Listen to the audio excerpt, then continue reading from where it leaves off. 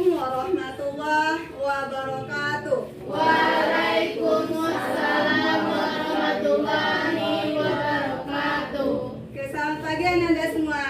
Pagi Bu. Sehat? Alhamdulillah sehat. Oke Ananda, sebelum kita lanjutkan pembelajaran pagi ini, kita buka dengan berdoa dulu. Ketua silakan pimpin temannya untuk berdoa. Semua siap. Berdoa mulai. Bismillahirrahmanirrahim. Aku ambil absen dulu. Hari ini ketua siapa yang tidak hadir? Nadia. Ini Nadia ya, yang hari ini tidak hadir. Mudah-mudahan besok Nadia sembuh dan bisa beraktivitas dan belajar lagi seperti biasa. Makanya Ananda harus menjaga kesehatan, karena kesehatan itu adalah modal dasar kita. Kalau kita sakit, maka kita nggak akan bisa untuk melakukan apapun. Maka syukuri nikmat sehat yang sudah diberikan oleh Allah. Salah satu cara kita bersyukur kepada Allah itu adalah dengan melaksanakan perintah Allah, ya, yaitu sholat salah satunya. Oke, sekarang aku tanya, ada sholat subuh tadi? Oke, siapa yang sholat subuh? Oke, alhamdulillah. Siap pagi ini untuk belajar? Siap. Oke, sebelum kita belajar, rapikan dulu pakaiannya, tempat duduknya. Ya, biar kalau rapi kan Anda itu cantik-cantik dan juga ganteng. Ya, jadi kalau belajar itu dengan rapi, ya, maka pembelajaran akan lebih mudah. Hari ini kita belajar tentang tokoh-tokoh pembaharuan Islam dan perkembangan Islam pada masa modern. Nah, sebelum kita masuk tentang materi itu, sekarang Ibu tanya, apakah ada Ananda yang masih ingat apa materi kita sebelumnya? Oke, Ananda. Keadaan masyarakat muslim pada masa modern lemah dalam segala bidang, terutama bidang ilmu pengetahuan umat Islam dalam pendidikan masyarakat. Ya, kepada Rizka, bagus ya. Masih ingat materi sebelumnya tentang gambaran perkembangan Islam pada masa modern. Oke, siapa lagi yang masih ingat materi sebelumnya? Oke, Nabila. Faktor-faktor yang mempengaruhi kebangkitan umat Islam. 1. Kemudian ajaran Islam dan unsur-unsur asing dipandang sebagai penyebab kemunduran Islam. 2. Menimba gagasan baru ilmu pengetahuan dari barat. 3. Kondisi negara-negara Islam dan mayoritas Islam di jajah bangsa. Tujuan kita mempelajari perkembangan Islam pada masa modern ini adalah bahwa melalui pendekatan saintifik dengan model discovery learning dan metode yang dipakai itu adalah diskusi dan tanya jawab, maka diharapkan ya peserta didik dapat mendeskripsikan tentang tokoh-tokoh pembaharuan Islam pada masa modern. Yang kedua, peserta didik dapat untuk menjelaskan pembaharuan Islam di Indonesia.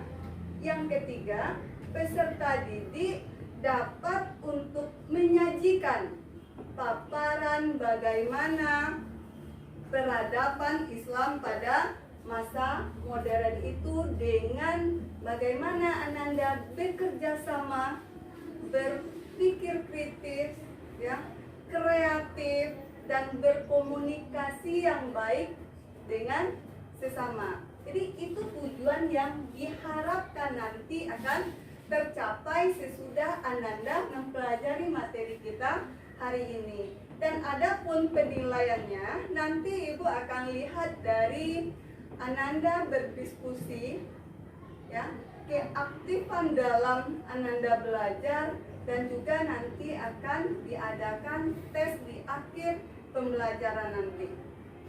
Silakan sekarang Ananda perhatikan video yang Ibu tampilkan di depan ini. Nanti sesudah di akhir video nanti akan Ibu tanya tentang tanggapan terhadap video ini.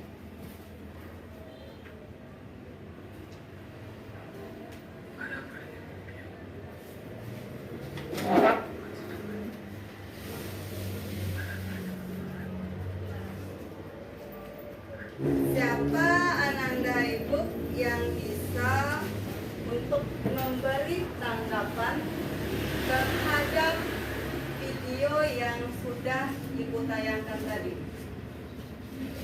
Ketri? Jika impian atau keinginan ingin tercapai, maka keluarkanlah potensi yang ada dalam diri kita. Harus bangkit dan buktikan kepada orang bahwa kita bisa untuk menggapainya. Oke, ya bagus Ketri memberikan pendapatnya. Oke, siapa lagi yang mau untuk memberikan pendapatnya? Oke, Aflia? Kegagalan adalah sumber kekuatan. Bagus ya, Aflia ya. Oke, menurut pendapat Ananda, apa hubungan antara video yang sudah Ibu tayangkan tadi dengan materi yang kita bahas hari ini adalah tentang tokoh-tokoh pembaruan Islam pada masa modern? Oke, siapa yang bisa? Oke, Eva? Hubungannya adalah keterpurukan yang dialami umat Islam pada masa kemunduran mulai bangkit kembali pada masa pembaruan ini. Karena adanya tokoh-tokoh Islam yang mulai untuk menyadari kelemahan dan mulai bangkit. Oke, ya, makasih ya Eva. Oke, kepada teman yang sudah memberikan argumennya tadinya tentang video tadi, kita berikan aplaus bagi semua. Oke.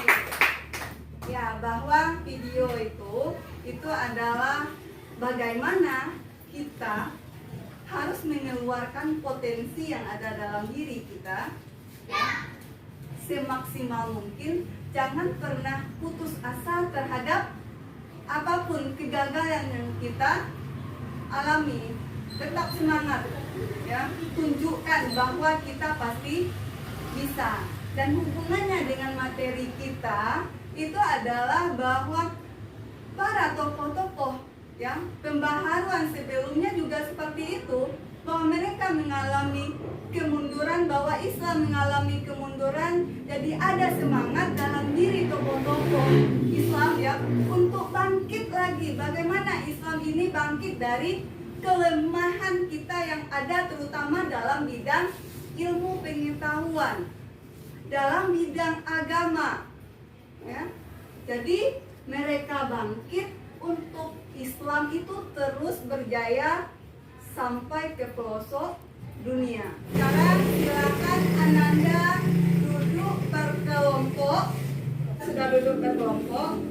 Jadi permasalahannya udah jelas kan, bahwa kelompok 1 itu membahas tentang tokoh-tokoh pembaharuan di Mesir. Kelompok 2 membahas tentang tokoh-tokoh pembaharuan di Turki. Kelompok 3 membahas tentang tokoh-tokoh pembaharuan di India. Dan keempat itu tentang tokoh-tokoh pembaharuan di Indonesia. Oke, Ananda, ini LKPD-nya Ananda kerjakan nanti. Silakan Ananda cari biografi tentang tokoh-tokoh ini dan juga tentang pemikiran, ya, pemikiran beliau tentang baik itu tentang agama, baik itu tentang ilmu pengetahuan, dan juga tentang berbagai perkembangan lainnya. Ibu kasih waktu 15 menit untuk mendiskusikannya dengan temannya.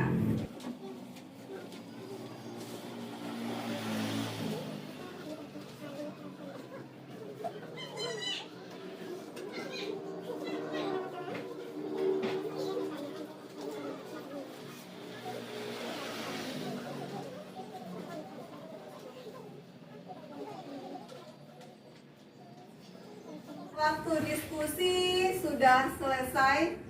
Sekarang silahkan untuk kelompok 1 untuk mempresentasikan hasil diskusinya tadi. Oke. Assalamualaikum warahmatullahi wabarakatuh. Waalaikumsalam warahmatullahi wabarakatuh. Baiklah, kami kelompok 1 akan menjelaskan tentang tokoh-tokoh Islam pada masa modern di Mesir. Yang pertama, Muhammad Ali Pasca. Pada tahun 1765 sampai 1849 Masehi. Muhammad Ali Pasca dilahirkan di Kawala yang berada di bagian utara Yunani. Pada bulan Januari 1765 Masehi, ayahnya bernama Ibrahim Akbar dari Turki. Secara ekonomi, keluarganya termasuk tidak mampu, tetapi ia termasuk anak yang cerdas dan berani. Dua hal itulah yang mengantarkannya menjadi pemimpin di Mesir. Yang kedua adalah Jamaluddin Al-Awwani. Pada tahun 1838 sampai 1897 Masehi. Nama lengkapnya adalah Jamaluddin Al-Awwani. Dia lahir pada tahun 1839 Masehi di Afghanistan dan meninggal di dunia di Istanbul pada tahun 1897 Masehi. Tadi pemaparan dari kelompok 1 mungkin ada yang belum paham tentang materi yang disampaikan tadi. Oke, siapa ya kelompoknya yang mau bertanya? Oke, silakan. Berdasarkan pemaparan kelompok 1 tadi, saya mau bertanya tentang pemikiran Muhammad Ali Pasha yang lebih menekankan kepada bidang pendidikan, termasuk mendirikan sekolah modern. Apa yang dimaksud sekolah modern menurut Muhammad Ali Pasha?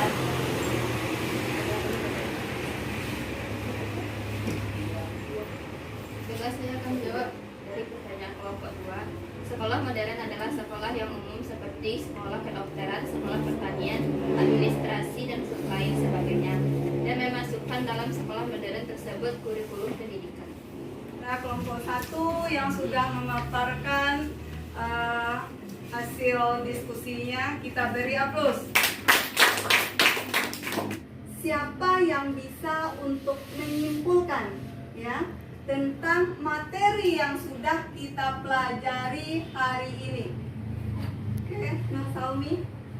Tokoh-tokoh pembaruan Islam dari Mesir: Muhammad Ali Pasha, Rifa'ah Baidawi Ra'ad At-Tawi, Jamaluddin Al-Afghani. Oke, San.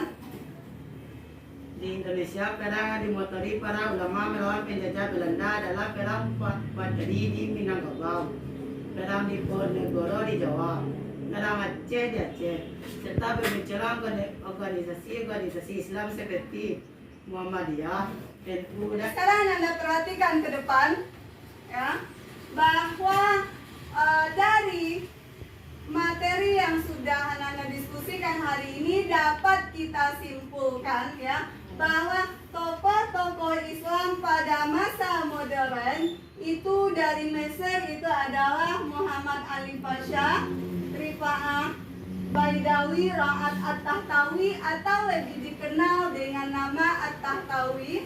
Yang ketiga adalah Jamaluddin Al-Afghani, terus Muhammad Abduh dan Rashid Rida.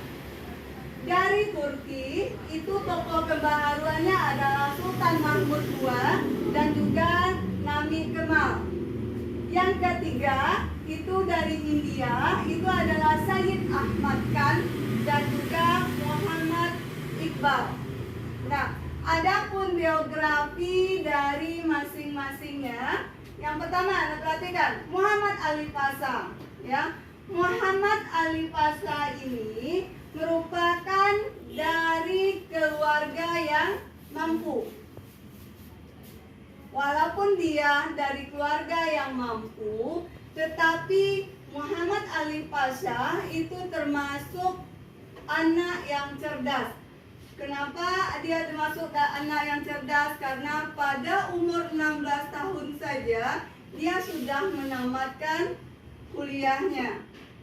Ya, dan adapun pemikiran dia yang pertama adalah mengirimkan pelajar Mesir ke Prancis, Italia, ke Inggris dan ke Austria.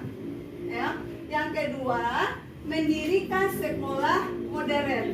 Bagaimana pembaharuan Islam di Indonesia?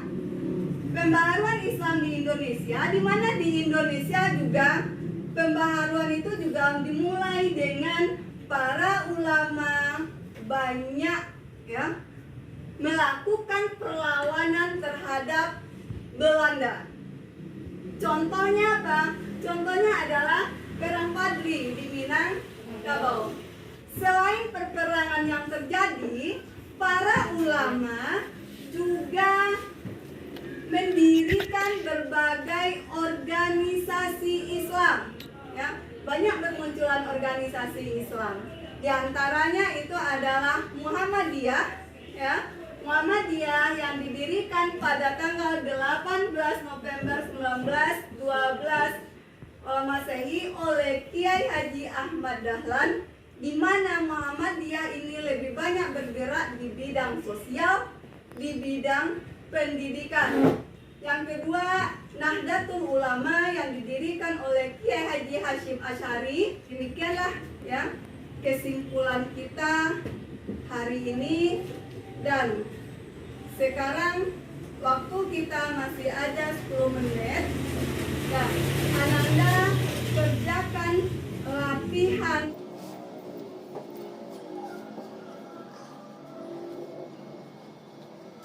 Ya, silakan Anda kumpulkan ke depan. Dan minggu depan materi yang akan kita bahas itu adalah tentang peradaban Islam pada masa modern dan manfaat serta hikmah yang dapat kita ambil dari perkembangan Islam pada masa modern. Nah, kita akhiri pembelajaran kita hari ini dengan mengucapkan hamdalah. Oke, assalamualaikum warahmatullahi wabarakatuh.